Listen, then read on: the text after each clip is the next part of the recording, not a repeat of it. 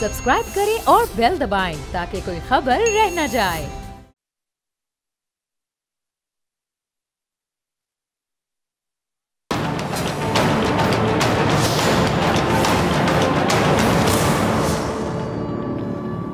अस्सलाम वालेकुम नाज़रीन, मैं हूं डॉक्टर फ़िज़ा अकबर खान और मैं हूं पाकिस्तान और आप देख रहे हैं पाकिस्तान के सबसे बड़े न्यूज़ चैनल का नंबर 1 प्रोग्राम ऐसे नहीं चलेगा।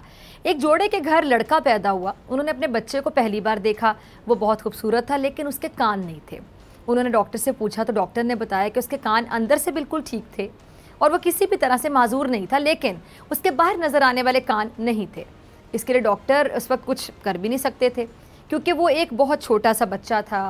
अच्छा, उसकी माँ जो है ना उसी वक्त समझ गई कि उस बच्चे के लिए लोगों का सामना करना यानी एक नॉर्मल ज़िंदगी गुजारना नामुमकिन हो जाएगा, बहुत मुश्किल हो जाएगा, बल्कि नामुमकिन ही हो जाएगा। जब वो बच्चा स्कूल जाना शुरू हुआ तो वो पढ़ाई में बाकी सबसे बेहतर था। क्लास के बच्चे जो थे वो उसके काबिल होने पर उससे हसद करते थे। अब हसद की वजह से बाकी लड़के उसके कान का मजाक उड़ाते थे। वो जब भी स्कूल से वापस आता उसका चेहरा लटका हुआ होता। उसकी माँ परेशान रहती। वो लड़का आहिस्ता आहिस्ता पढ़ाई में कमज़ोर होता जा रहा था। क्यों? क्योंकि वो दूसरों की बातों को दिल पर लेता था। अच्छा, फिर वो लड़का कॉलेज में चला गया, फिर यूनिवर्सिटी जाने लगा, लेकिन वो जिधर भी जाता लोग उसका मजाक उड़ाते। एक दिन उस लड़के के बाप ने जाकर डॉक्टर से बात की। डॉक्टर को बताया कि उनका बेटा एहसास कमतरी का शिकार हो गया है। क्या कुछ ऐसा नहीं हो सकता कि उसके कान ठीक हो जाएं? डॉक्टर ने कहा कि ऐसा मुमकिन तो है, लेकिन उसके लिए हमें कोई डोनर चाहिए होगा। अच्छा, लड़के का बाप 2 साल इधर उधर डोनर तलाश करता रहा, लोगों से पूछता रहा। आखिर एक दिन वो अपने बेटे के पास गया, उसको कहने लगा कि चलो अस्पताल चलें, आपके लिए डोनर मिल गया। उसका बेटा बहुत खुश हुआ। उसने पूछा कि कौन इतना अजीम इंसान है? बाप ने बोला कि उसने मुझे बताने से मना किया, बस समझो कि ये एक राज है। अच्छा, उसका ऑपरेशन कामयाब रहा, वो देखने में बिल्कुल नॉर्मल लगने लगा। आहिस्ता आहिस्ता उसकी पढ़ाई बहुत बेहतर हो गई, वो टॉप करने लग गया। कभी कभी वो अपने माँ बाप से पूछता कि वो कौन है जो उसका मोहसिन है, जिसने उसे नॉर्मल ज़िंदगी गुजारने के काबिल बनाया, लेकिन वालिदैन ये कहकर टाल देते कि जब वक्त आएगा तो बता देंगे। अच्छा, जिस दिन उस लड़के की माँ की वफ़ात हुई वो उसके लिए बहुत यकीनी तौर पे भारी दिन था। उसके बाप ने ताबूत के पास उसे बुलाया, उसकी माँ के बाल एक तरफ करके उसको दिखाया तो उसकी माँ के कान नहीं थे। उसने अपने बेटे को बता दिया था कि उसकी सबसे बड़ी मोहसिन कौन सी अजीम हस्ती थी। वो लड़का बहुत रोया। उसने अपने बाप से पूछा कि कभी किसी ने माँ को तो अजीब नज़रों से नहीं देखा था कि उनके कान नहीं थे?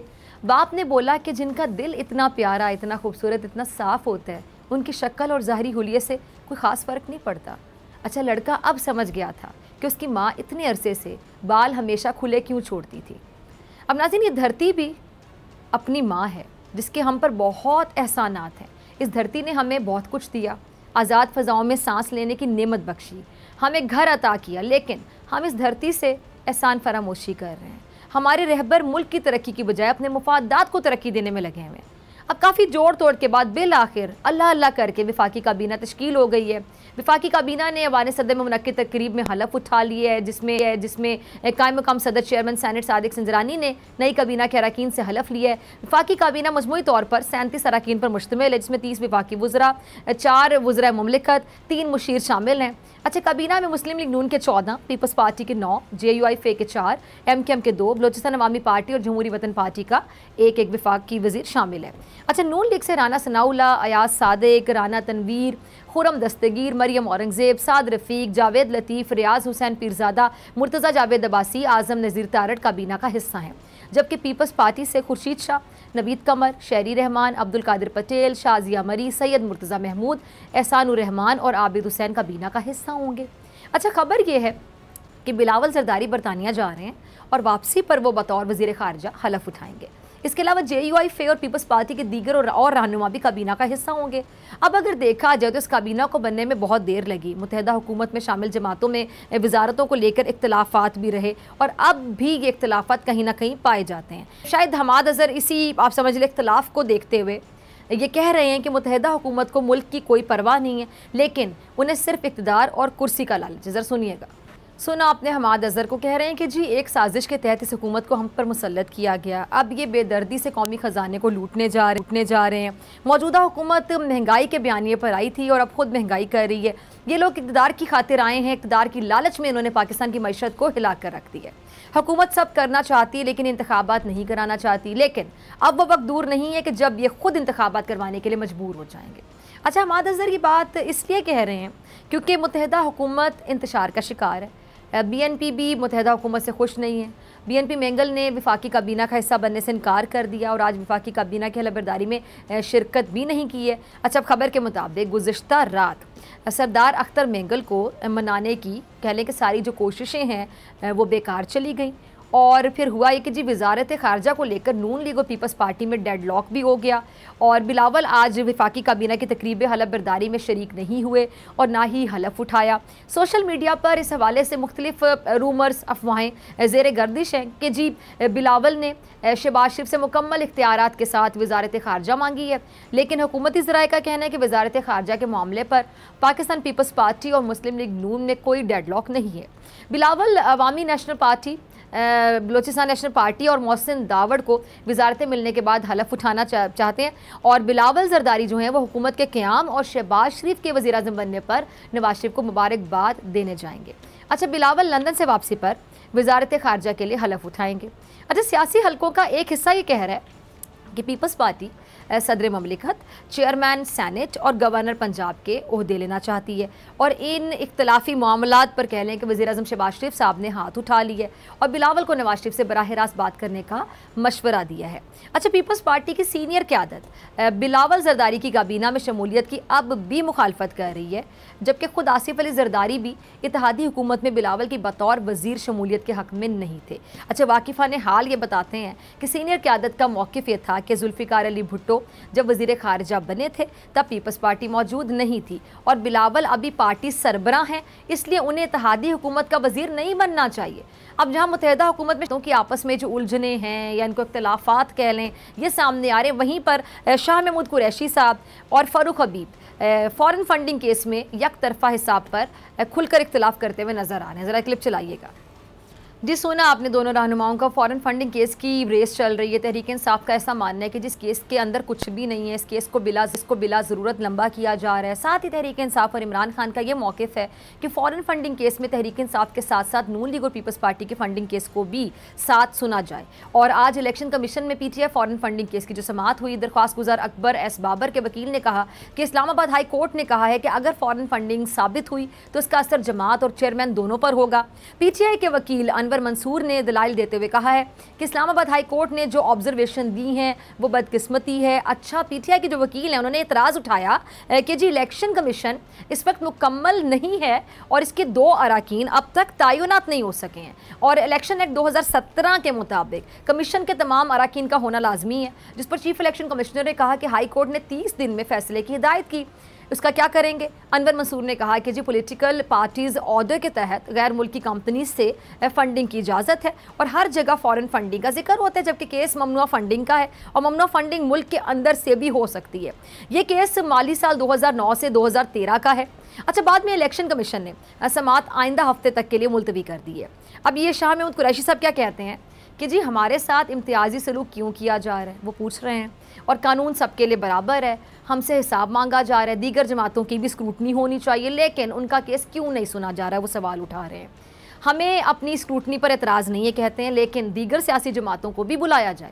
इस केस में कुछ नहीं है, हमारे सब फंड्स कानूनी हैं, कोई ममनुआ फंडिंग नहीं है, हमने हर सवाल का जवाब दिया है। अच्छा, कुरैशी साहब ने इलेक्शन कमीशन में आज की समाअत पर बात की, इजहार राय किया, कह रहे थे कि जी हाई कोर्ट के अहकाम के मुताबिक फ़ॉरेन फंडिंग की समाअत का आगाज़ हुआ है और अनवर मंसूर को अपने दलाइल मुकम्मल करने के लिए मज़ीद 3 रोज़ दरकार होंगे। उम्मीद है कि जिस तराजू में हमें तोला जा रहा है उसमें दीगर जमातों को भी तोला जाएगा।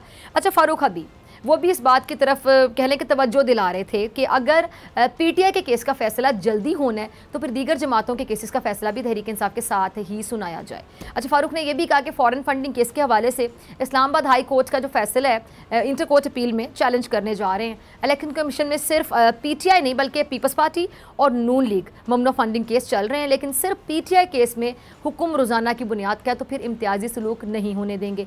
अच्छा, नून लीग और पीपल्स पार्टी के लिए कोई अलग कानून नहीं है, ये नहीं हो सकता कि PP नून लीग के साथ अलग और PTI के साथ अलग सलूक हो। हम कहते हैं फैसले करें, हमें कोई एतराज़ नहीं, लेकिन इलेक्शन कमीशन की जिम्मेदारी है कि वो शफाफ और मुनसिफाना तहकीकात करवाए। अब फ़ॉरेन फंडिंग केस में आईनी, कानूनी और अदालती जंग चल रही है और पंजाब में भी जंग चल रही है, लड़ाई चल रही है, किस चीज़ की? इक़्तिदार की। ज़रा क्लिप देखिएगा। सुना आपने अता तारड़ को कह रहे हैं कि जी इमरान खान पंजाब से बदला ले रहे हैं। 18 दिन से पंजाब में आईनी बहरान है। वसीम अकरम प्लस के इस्तीफे के बाद नए वज़ीर आला का इलेक्शन होना था। 16 अप्रैल को हमजा शहबाज मुंतखब हुए। परवेज़ इलाही ने पंजाब को 18 दिन से मफलूज किया हुआ है क्योंकि वो इस सब काम की निगरानी खुद कर रहे हैं। ये आइन, सूबे और निज़ाम के साथ मजाक हो रहा है। ये लोग छोटी छोटी हरकतों पर आ गए हैं। उमर सरफराज चीमा पर आर्टिकल 6 लगना चाहिए। अरे साथ ही अता तारड़ ये भी कह रहे हैं कि जी गवर्नर पंजाब का नाम आइन तोड़ने वालों में शामिल होगा। गवर्नर ने आइन के तहफ़्फ़ुज़ का हलफ उठाया लेकिन इमरान खान के हुक्म पर हलफ तोड़ा। अच्छा, ये भी कहा अता तारड़ ने कि गवर्नर को मैं कहना चाहता हूँ कि आप गवर्नर बनकर रुस्वा हो रहे हैं। इमरान खान पंजाब से बदला ले रहा है। सारी दुनिया को बुज़दार का पता था। तहरीक इंसाफ नून लीग को दिए गए मैंडेट का पंजाब से बदला ले रही है।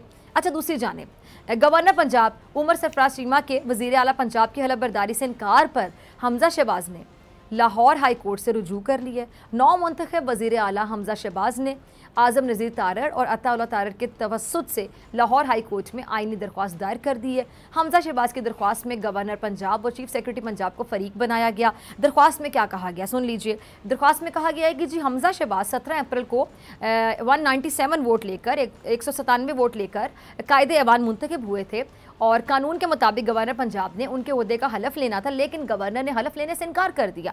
हमजा शहबाज ने कहा कि गवर्नर अपनी जिम्मेदारियां पूरी ना करके आइन की खिलाफ वर्जी कर रहे हैं। Lahore high court governor Punjab को हलफ लेने के अहकाम। अच्छा, हमजा कहते हैं कि पंजाब में 4 साल से खिलवाड़ हो रहा है और अलीम खान ने भी पंजाब की सियासत पर बात की है। ज़रा ये क्लिप देखिएगा दोनों का। जी तो सुना आपने, हमजा और अलीम खान को पंजाब में भी सियासी बहरान ख़त्म होने का नाम नहीं ले रहा है और मरियम भी तमाम बहरानों का जिम्मेदार इमरान खान को करार दे रही है। मरियम औरंगज़ेब का क्लिप चलाइएगा। सुना आपने, मरियम औरंगज़ेब को कह रही हैं कि जी गुज़िश्ता 4 सालों के दौरान PTI के दौरे हुकूमत में पाकिस्तान में बदतरीन तर्ज़ हुक्मरानी रही। मुखालिफिन को सियासी इंतकाम का निशाना बनाया गया और गुज़िश्ता दौरे हुकूमत में मीडिया इंडस्ट्री एक स्याह दौर से गुजरी। 4 साल से इज़हार राय पर पाबंदी आई थी। अब बहरान हमारे रहबरों के खुद के पैदा किए हुए हैं। अब वक्त आ गया कि इस मुल्क और अवाम की खातिर हमारे जो रहबर हैं अपनी अना और मुफादात की कुर्बानी दे दें, बहरानों को ख़त्म कर दें, वरना ऐसे नहीं चलेगा। मिलते हैं ब्रेक के बाद।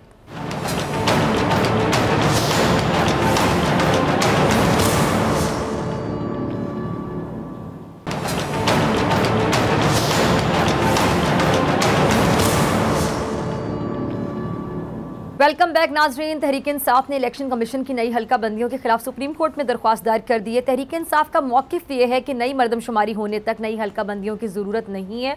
इलेक्शन कमीशन का जो शेड्यूल है गैर आइनी, गैर कानूनी है। जबकि दूसरी तरफ नए वफाकी वज़ीर दाखिला राना सनाउल्लाह ने कहा है कि सेंट्रल जेल के हाज़िरी रजिस्टर का सफ़ा पलट चुका है। अब आइन शिकन और घड़ी चोर जेलों में जाएंगे। इन सब बातों के जवाब देने के लिए मेरे साथ मौजूद हैं साबिक रुकने कौमी असम्बली सीनियर रहनुमा तहरीक इंसाफ सदाकत अब्बासी साहब। बहुत शुक्रिया सदाकत साहब ज्वाइन करने के लिए। तहरीक इंसाफ जल्द से जल्द नए इलेक्शन का मुतालबा कर रही है लेकिन मौजूदा हुकूमत का अभी तक तो कोई इरादा नज़र नहीं आ रहा। तो क्या सिर्फ जलसों से ही प्रेशराइज किया जाएगा या कोई नई हिकमत अमली होगी, कोई स्ट्रैटेजी होगी? जी बहुत शुक्रिया। बिल्कुल, जमहूरियत में जो असल स्टेक होल्डर है वो जमहूर और आवाम होते हैं और मौजूदा जो एक सियासी बहरान है, पॉलिटिकल क्राइसिस है, उसका सबसे ज़्यादा पायदार हाल ये है कि नए मैंडेट की तरफ जाया जाए, लोग मैंडेट दें और जिसको मैंडेट दें उसको हुकूमत मिलनी चाहिए। आपको पता है कि ये अपोजिशन जो है हमारी 155 सीटें थी और हमें ये सिलेक्टेड और इस तरह की बातें करते थे। आज तो जिनको हुकूमत दी गई है उनके तो 84 सीटें, तो उसके बाद इतनी ज़्यादा जो उनके एलाइज़ हैं उनके बहुत डिफरेंस ऑफ ओपिनियन है, बहुत जगहों पे बहुत ज़्यादा आइनी बहरान है। लिहाजा तहरीक इंसाफ समझती है कि नया इलेक्शन इस मसले का हल है। बाकी जो हमारा सबसे बड़ा इसमें एतराज़ है वो ये है कि ये जो कुछ भी हुआ है ये बैरूनी इशारों पे हुआ है। इसके लिए पूरा एक इम्पोर्टेड पूरी डायरेक्शन है और वो कौम को हमने आगाह भी किया और पाकिस्तान की खुद मुख्तारी और खुददारी जो है वो चैलेंज हुई है। लिहाजा फिल फोर लोगों की तरफ जाया जाए, हम उनको अपना बताएंगे, लोगों को बताया कि पाकिस्तान के साथ हुकूमत के साथ क्या हुआ है, लोग फिर फैसला करें और उस फैसले के बाद जो भी हुकूमत आए वो अपना काम करें। ठीक है जी। सदाकत साहब, चीफ इलेक्शन कमिश्नर पर तहरीक इंसाफ को एतबार नहीं है तो फिर नए इंतखाबात हो गए तो आप इसके नताइज कबूल करेंगे? फिर वही शोर तो नहीं मच जाएगा हमेशा की तरह, जैसे हारने वाले जो भी हारता है वो कहता है धांधली हो गई? देखिए, मौजूदा दौर में इलेक्शन कमीशन से हमें बहुत गिले शिकवे हैं, हमें बहुत ज़्यादा उनकी जानिबदारी नज़र आई। वो कुछ बाई इलेक्शंस में भी थी। कुछ हमारा एक बहुत बड़ा हमारा एतराज़ था कि 5 साल से स्क्रूटनी कमेटीज़ बनी हुई हैं, पीपल्स पार्टी की, PMLN की और PTI की, और हम समझते हैं कि तीनों बड़ी पॉलिटिकल पार्टीज़ का इकट्ठा ये जो है फंडिंग का मामला है, इसको देखा जाए। हमें लग रहा है कि उसमें भी खासी जानिबदारी है। और ये जो सुप्रीम कोर्ट ने इलेक्शन कराने के लिए इलेक्शन कमीशन को बुलाया, जो उन्होंने कह दिया कि जी हम 7 महीने तक इलेक्शन नहीं करा सकते, हम समझते हैं कि ये उनकी आइनी जो जिम्मेदारी थी उससे रूगर्दानी थी। और हमें लगा है कि वो एक इसमें एक आइनी इदारे की बजाय, एक गैर जानबदार इदारे की बजाय वो एक पॉलिटिकल पार्टी की सपोर्ट में या उसकी जानबदारी में लगें। लिहाजा हम ये पूरी कोशिश करेंगे कि इस तरह के इलेक्शन से पहले ऐसे जानबदार शख्स जो हैं वो अगर बैठे हुए हैं तो इलेक्शन की शफाफियत पे बहुत बड़े सवालात उठ जाएंगे। अच्छा सदा के साथ फॉरेन फंडिंग केस के हवाले से मैं बात करना चाहूँगी कि उसको लेकर तहरीक इंसाफ दबाव में है, क्योंकि नवाज लीग कह रही है कि जी फॉरेन फंडिंग केस में तहरीक इंसाफ बुरी तरह से फंस गई है। देखिए, तहरीक इंसाफ को कोई डर नहीं है। तहरीक इंसाफ वो जमात है जिसकी आज भी थोड़ा सा कोई मसला होता है। अभी हमने इम्पोर्टेड गवर्नमेंट नामंजूर का एक कैंपेन शुरू किया, तो हमें करोड़ों रुपए पाकिस्तान के बाहर से और पाकिस्तान से हमारे लिए इकट्ठे हो गए। हमारी बड़ी ऑर्गेनाइज जमात है, हमारा कोई इस तरह के इंडिविजुअल डोनर्स नहीं है, कोई इन्वेस्टर्स नहीं है, कोई इंटरेस्ट ग्रुप्स नहीं है। हमने 40,000 लोगों को डाटा इलेक्शन कमीशन को फराहम किया। लेकिन हमें लग रहा है कि जिस तरह मुस्लिम लीग नून पे उसामा बिन लादेन की फंडिंग का इल्ज़ाम है, इनके और बहुत सारे इंटरेस्ट ग्रुप्स के फंडिंग के इल्ज़ाम है, हम ये देखना चाहते हैं कि अगर किसी भी पैराए पे पहली दफ़ा पाकिस्तान की पॉलिटिकल पार्टीज़ का आपने इलेक्शन फंडिंग के हवाले से और पॉलिटिकल फंडिंग के हवाले से अगर कोई केस करना है तो तीनों पॉलिटिकल पार्टीज़ का इकट्ठा होना चाहिए, ताकि सबको एक ही छलनी से गुजारा जाए। तो हम देखेंगे और ये कौम देखेगी कि सबसे ज़्यादा ऑर्गेनाइज पॉलिटिकल अगर फंड रेजिंग की है तो वो PTI ने की है, और सबसे ज़्यादा मामलात ख़राब जो है वो नून लीग और पीपल्स पार्टी के। लेकिन अगर हमें किसी एक तरह से कोई दीवार से लगाया जाता है तो हमारे पास तो और कोई वेपन नहीं है, हमारे पास यही वेपन है अवाम का। और अवाम जो है वो हर इदारे हर चीज़ से बड़े स्टेक होल्डर हैं। 22 करोड़ अवाम चाहेंगे तो आइन भी बदल जाएगा, 22 करोड़ अवाम चाहेंगे तो हुकूमत भी बदल जाएगी, और उनका ही जो एक इमरानी मुआहदा है जिससे हम सारे इदारे चल रहे हैं और मुल्क का निज़ाम चल रहा है। लिहाजा हम समझते हैं कि इस सारी बहस का हाल ये है कि दोबारा नए इलेक्शन की तरफ जाया जाए और अवाम का एक फ्रेश मैंडेट लेके फिर इदारे अपना काम करें और पार्लियामेंट अपना काम करे। ठीक है। अच्छा सदर के साहब, अगर मौजूदा हुकूमत अपनी मर्ज़ी की जो इंतखाबी इस्लाहात लेकर आती है और ख़ासतौर पर नैब में भी तरमीम की जाती है, तो आप लोग क्या रिस्पॉन्स देंगे? आप लोग कैसे रोक सकते हैं, कैसे रोकेंगे? देखिए, हमने तो लोगों को ये बता दिया था शुरू दिन से कि जितने ये धरने हैं और मुजाहरे हैं और ये चीज़ें, इसके पीछे वो NRO चाहते हैं। क्योंकि आज पता चला है कि कोई तकरीबन 2/3 जो आपकी कैबिनेट है वो सारे लोग जो हैं वो जमानतों पे रिहा होके आए हुए हैं, वो सब पे करप्शन के केसेस हैं। लिहाजा ये कोई बात हैरानगी की नहीं है कि वो सारे नैब ख़त्म करना चाहते हैं, इंतसाब ख़त्म करना चाहते हैं। अगर वो कोई ऐसी हरकत करते हैं तो हम जाहिर है हमारे पास कोई और तो ज़रिया नहीं है, हम तो आवाम के पास जाएंगे। और आवाम को पता है कि क्यों शहबाज शरीफ साहब अपने 40 अरब रुपए की मनी लॉन्ड्रिंग है वो क्यों नहीं नैब ख़त्म करेंगे, क्यों दीगर लोग जो हैं खुर्शीद शाह साहब या शायखा खान साहब या मिफ्ता साहब या दीगर लोग नैब क्यों नहीं ख़त्म करेंगे, एहसन इकबाल साहब, वो सब नैब को मतलूब हैं। तो ये सारी बातें हैं। अगर वो ऐसा कोई काम करते हैं तो आवाम ने इलेक्शन में इसका अपना मैंडेट देना है और हमने आके फिर चीज़ों को दोबारा वापस कर देना है। ये तो वक्ती सी 1-2 महीने की उनकी सारी गेम है, तो वो क्या क्या बदलेंगे, क्या क्या ख़त्म करेंगे। लेकिन बेसिकली ये जो कुछ भी हुआ है साजिश के पीछे, इसके पीछे NRO भी इसका हिस्सा है कि जितने लोग हैं इनके केसेस माफ़ हो जाएंगे और ये एक दफ़ा फिर क्लीन होकर आ जाएंगे। लेकिन जब तक PTI ज़िंदा है और इमरान खान ज़िंदा है, इंशाअल्लाह ये करप्ट लोगों को हम ना छोड़ेंगे और ना इनका कोई NRO इनको हज़म करने देंगे। अच्छा सदाकत साहब, ये जो बिलावल साहब की काबीना में शमूलियत है, अभी भी कुछ लोग हैं जिनको एतराज़ है, जो लोग नहीं चाहते हैं, और ख़बरें ये भी हैं, वाकिफ़ान हाल बताते हैं कि जरदारी साहब ख़ुद भी इसके हक़ में नहीं थे, तो आपको इसकी वजह क्या समझ आती है? बहरहाल अब अगर वो बन जाते हैं तो वो एक अलग बात है, लेकिन जो इसके ख़िलाफ़ हैं, जो नहीं चाह रहे हैं, एक ये भी तासुर दिया जा रहा है, कुछ लोगों का ये भी तज्ज़िया है कि शायद वो लोग ये चाहते थे कि जी जो सारा बोझ है, जैसा मईशत, महंगाई, ये अगले इलेक्शन में ये उठाना पड़ जाए मुस्लिम लीग नून वालों को। पीपल्स पार्टी खुद को सेफ रखना चाहती थी क्योंकि ये टाइम तो बहरहाल मुश्किल है, तो जो इस टाइम पे आगे होगा, फ्रंट पर होगा, तो मुश्किलात तो उसके लिए होंगी, वोट बैंक मुतासिर होगा इलेक्शन में। देखिए, जिस तरह लोग निकल रहे हैं जब से हमारी हुकूमत गुजरी है, गई है एक हफ्ते से, जिस तरह लोग पाकिस्तान में, पाकिस्तान के मुख्तलिफ शहरों में, जलसों में और दुनिया के हर शहर में निकल रहे हैं, उन सबको पता है कि अगले इलेक्शन में तो उनका मुकाबला आपस में होना है कि कौन नंबर 2 होगा, कौन अपोजिशन होगा। तो वो मैं समझता हूँ कि ये ऐसे ही दिखलावे की बातें, उनके लिए सबसे बड़ी चीज़ है कि इमरान खान की गवर्नमेंट ख़त्म होती और वो अपने केसेस माफ़ कराते, उसके बाद मेरा नहीं ख्याल कि उनका कोई इंटरेस्ट है आगे ज़्यादा पॉलिटिक्स में। तो ये मैं ज़ाती तौर पर समझता हूँ कि ऐसे ये ड्रामेबाजी है, अल्टीमेटली सब ने एक हो जाना है और उन्हें मिल के खाना है। अब जैसे मैंने बताया आपको कि 34 वज़रा में से 24 तो खुद ज़मानतों पे हैं, तो हर बंदा कोशिश करेगा कि अपने केसेस हैंडल करे, अपनी अपनी बारगेन करे और जो उनका तरीक़ाकार है लूट मार की दौलत को वो हज़म करें और अपना जो पर्सनल एडजस्टमेंट है, कोई और करप्शन कर सकें, कोई और फ़ायदा उठा सकें। तो वो तो आपको पता ही है, इनमें कौन सा ऐसा आदमी है कि जो किसी कॉज के लिए, किसी मकसद के लिए या मुल्क को बनाने के लिए। तो मेरा ख्याल है कि लोगों को भी खुशफहमी नहीं है, आप भी छोड़ दें खुशफहमी कि इनका कोई नज़रिया, कोई सोच, कोई सियासत है। ये क्रिमिनल, ये ग्रुप ऑफ क्रिमिनल्स है, इन्होंने अपने अपने जो जुर्म किए हुए हैं उनको एडजस्ट करना है और उनको छुपाना है। ठीक है सदाकत साहब, बहुत शुक्रिया आपके वक्त के लिए। नाज़रीन की ब्रेक के बाद, और ब्रेक के बाद मेरे साथ मौजूद होंगे डॉक्टर फारूक सत्तार साहब।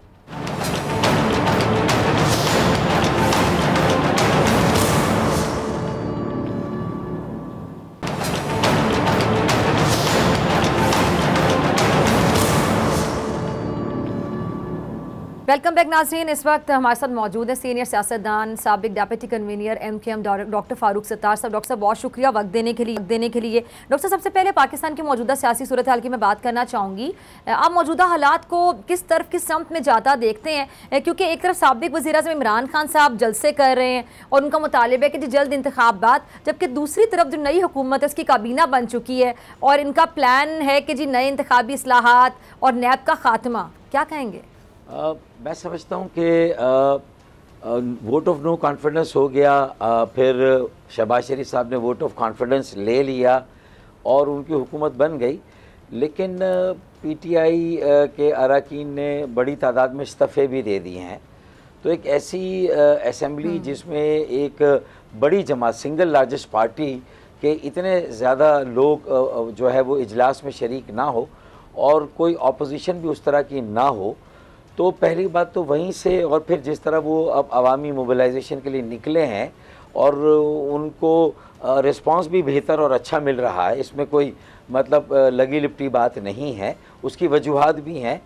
तो मैं समझता हूँ कि जो PMLN और जो PDM और ये जो जमातें हैं, इनका भी एक्चुअली मकसद यही था कि अगर हम इमरान खान साहब को रुखसत कर दें तो फिर हम जल्दी इलेक्शन की तरफ जाएंगे, क्योंकि अगर उनकी हुकूमत नाकाम हुई, नाअहल साबित हुई और उसने बहुत सारी नालायकियाँ की, फिर उनकी सफ़ों में भी करप्शन की बहुत सारी जो है वो आवाज़ें भी आईं, तो नेक्स्ट इलेक्शन ही असल में ये तय करेगा कि जो है वो मुल्क का अब मैंडेट किसके पास है, किस पार्टी के लिए और किस पार्टी के मंशूर के लिए, और उसकी क्या कारकर्दगी हुकूमत में या अपोजिशन में रही। तो मेरे ख्याल में लोगों को फ़ैसला करने का मौका मिलना चाहिए, मेरी ये राय है। मुझे ये खदशा है कि अगर ये 1 साल पूरा खींच जाते हैं तो जो आवाम के साथ कनेक्ट करना शुरू किया PTI ने, और जो उनके 4.25 साल की जो ख़राब कारकर्दगी थी, जो नाकाम कारकर्दगी थी, उन पे पर्दा पड़ जाएगा और उल्टा इनके गले में जो है वो ये सारी छछूंदर इनके गले में फंस जाएगी, ये जो PDM वाले और PMLN वाले हैं। तो मैं समझता हूँ और फिर इस सिचुएशन में एक सियासी अदम इस्तेहकाम है, एक इनस्टेबिलिटी है, और ये भी लोगों को जो है वो समझ नहीं आ रहा कि इस एक साल में भी इकॉनमी को कैसे ठीक करेंगे। बजट सामने है, फिर प्रेसिडेंट को क्या इम्पीच करेंगे, फिर नया प्रेसिडेंट लाएंगे, गवर्नर्स के मामला कैसे हल होंगे, पंजाब में कब वहाँ के जो वज़ीर आला हलफ उठाएंगे।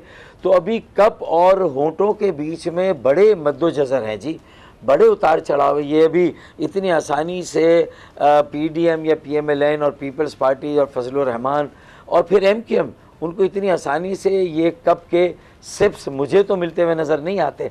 तो बड़ी पेचीदा सूरत हाल है और लोगों की जो जहनों में उलझने थी वो अपनी जगह पर कायम है। तो ये एक मैं समझता हूँ और ज़्यादा खौफनाक बात है कि लोग कंफ्यूज हैं, उलझने हैं और उन्हें इस बात का यकीन नहीं है कि ये आगे सिलसिला कैसे चलेगा। डॉक्टर साहब, एमक्यूएम पाकिस्तान की मैं बात करना चाहूँगी, तो उनके जो फैसले हैं उनको आप कैसे देखते हैं? इमरान खान साहब का साथ छोड़कर पीपल्स पार्टी और नवाज लीग से एमक्यूएम पाकिस्तान का मुआहदा करना क्या दुरुस्त फैसला लगता है आपको? 6 माह पहले अगर ये हुकूमत से बाहर आते, मैंने इनको 1.5 साल पहले भी मशवरा दिया था, मैंने 4 साल पहले भी कहा था कि हुकूमत में वजारतें ना लें, इनको सपोर्ट ज़रूर करें, इनके बजट पास करें, कानून साजी, जो कुछ भी हुकूमत की पॉलिसी है जो आगे बढ़ाने के लिए सियासी जमहूरी अमल को आप साथ दें, वजारतें ना लें। फिर खालिद मकबूल सिद्दीकी साहब ने छोड़ी, मैंने तब भी कहा कि अब दोबारा वापस मत जाएं हुकूमत में।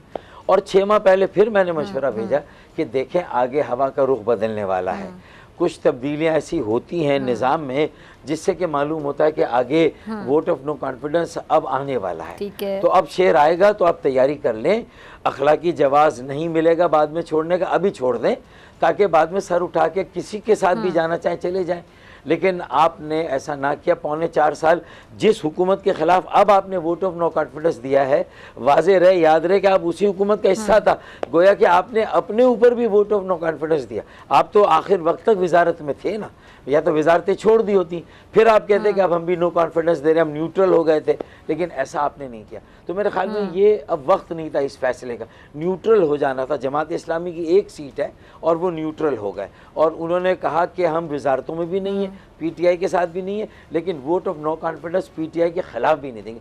अखलाकी जवाज़ नहीं बनता था। 4.25 साल जिसके साथ रहे आप अब उसके खिलाफ vote of no confidence, opposition के साथ, फिर गवर्नरी की बात, एडमिनिस्ट्रेटिवशिप की बात, वजारतों की बात, सूबाई, वफाकी। तो मेरा सिर्फ ये सवाल है कि ये सारी चीज़ें आप लेंगे और पीपल्स पार्टी के साथ आपने एक पार्टी के साथ माहिदा किया, सपोर्ट आपने वोट ऑफ नो कॉन्फिडेंस सारी जमातों को, कि आपको सारे फरीक़ैन को, सारी पार्टियों को फरीक बनाकर उनसे जामिन के तौर पे नहीं, फरीक के तौर पर। और शहबाज शरीफ साहब ये भी कहते हैं एक पैराग्राफ में कि अगर पीपल्स पार्टी की सूबाई हुकूमत और बिलाल भुट्टो जरदारी आपके मुतालबात पर अमल दरामद नहीं करेंगे तो हमें चाहे गवर्नर राज लगाना पड़े वफाक से, हमें चाहे 149 जो 149(4) के तहत कोई कमीशन बनाना पड़े डेवलपमेंट का और रोज़गार के सारी सिचुएशन को देखने का, और इसी तरीके से 140A के तहत बल्दियाती इख्तियारात और वसाइल देने का, और आर्टिकल 160 के तहत डायरेक्टली सूबों को बाईपास करके शहरों, ज़िलों,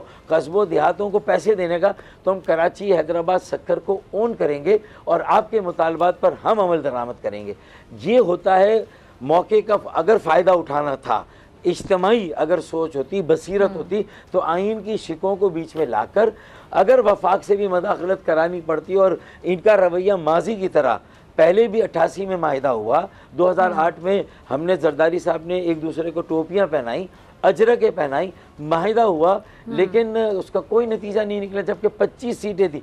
आज आपको 7 सीटों पर ये घास डालेंगे, आपको पूछेंगे, आपके अपने यहाँ जो है वो जूतियों में दाल बट रही है, सर फटोल हो रहा है कि कौन गवर्नर बनेगा, कौन एडमिनिस्ट्रेटर बनेगा, किसको वजारत मिलेगी, किसको नहीं मिलेगी। अब लग पता चला है खालिद मकबूल भाई को भी कि ये इतना आसान रास्ता नहीं था।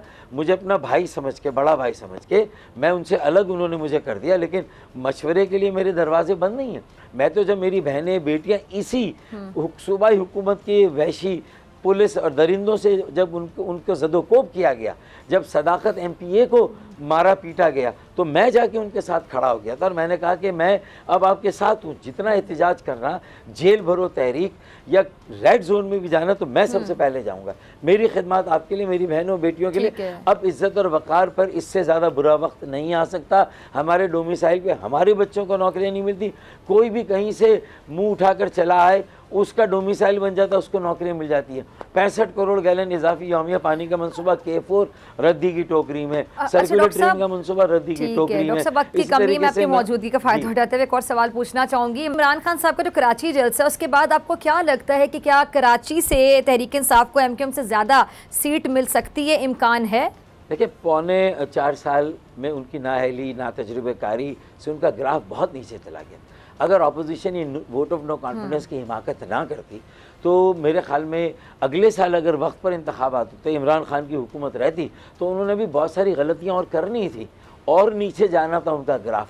तो फिर उस वक्त मौका होता बाकी जमातों के लिए कि वो अपना रिकैप्चर करते वो वोट बैंक या वो सीटें जो PTI 2018 के इलेक्शन में या तो खुद से ले गई या उन्हें दिलाई गई थी। और कराची की भी यही सूरत हाल होती कि हमारी कम से कम 4 से 6 सीटें हमें यह है कि उनको दी गई। बिलाल भुट्टो भी जीते थे, यहाँ से उन्हें हराया गया।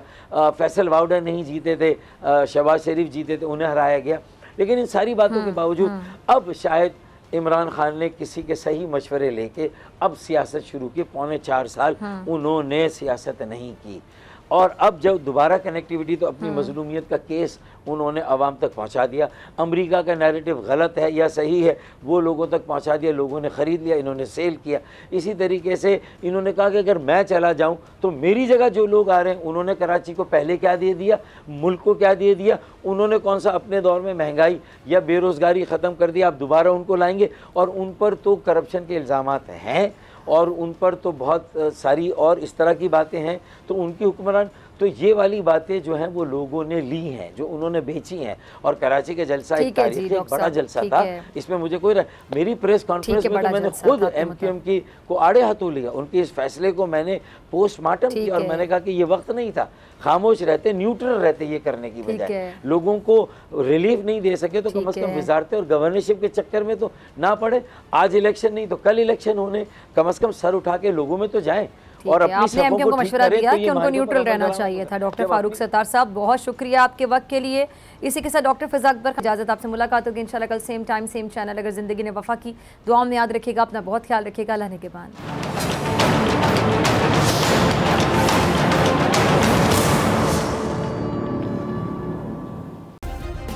सब्सक्राइब करें और बेल दबाएं ताकि कोई खबर रह न जाए।